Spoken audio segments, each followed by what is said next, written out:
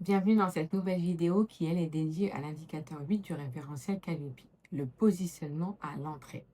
C'est un indicateur aussi crucial car il vise à garantir que les moyens pédagogiques, techniques et humains sont parfaitement cohérents avec la formation proposée et le public accueilli.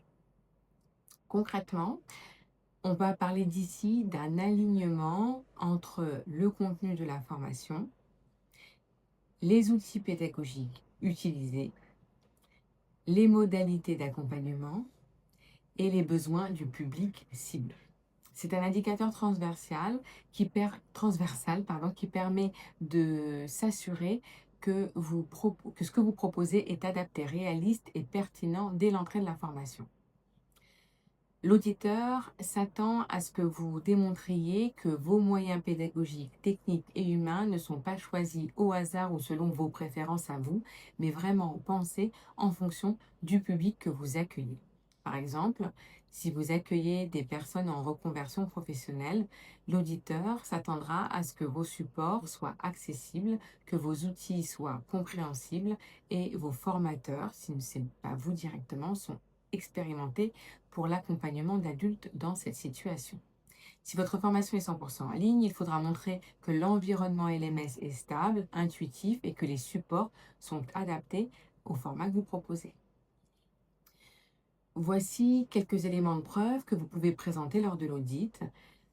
Et ça peut être, par exemple, une liste de matériel utilisé, comme des vidéos, des tableaux interactifs, des outils numériques, le plan de cours avec des précisions sur les supports pédagogiques utilisés.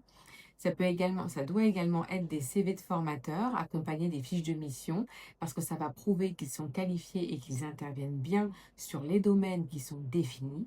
Donc ça va être votre CV à vous si vous n'intervenez que vous. Le planning des sessions qui montre comment l'encadrement est structuré. Des photos de la salle éventuellement ou des captures d'écran de la plateforme LMS si la formation est strictement en ligne. Une convention d'utilisation des salles ou des plateformes si vous contractualisez avec des salles à l'extérieur. Des guides ou des supports fournis aux apprenants. Ça peut être aussi des feedbacks techniques issus de questionnaires de satisfaction. Des preuves d'accessibilité technique, par exemple, accessibilité aux personnes en situation de handicap, des assistances techniques, etc.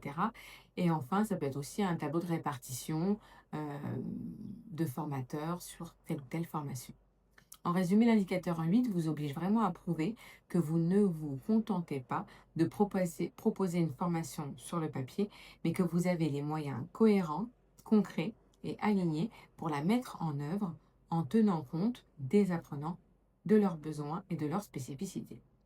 C'est un indicateur que l'auditrice relie souvent en lien avec les autres.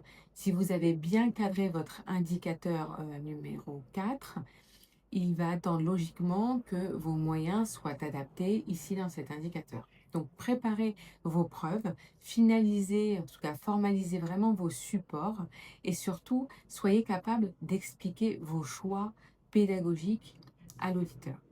Ce qu'il veut voir dans cet indicateur, et une fois n'est pas coutume, c'est que vous mettez des moyens pour que la formation telle qu'elle a été annoncée va être proposée d'une manière cohérente, claire et réellement professionnelle. Je vous dis à tout de suite pour le critère numéro 3 et l'indicateur numéro 9. À tout de suite.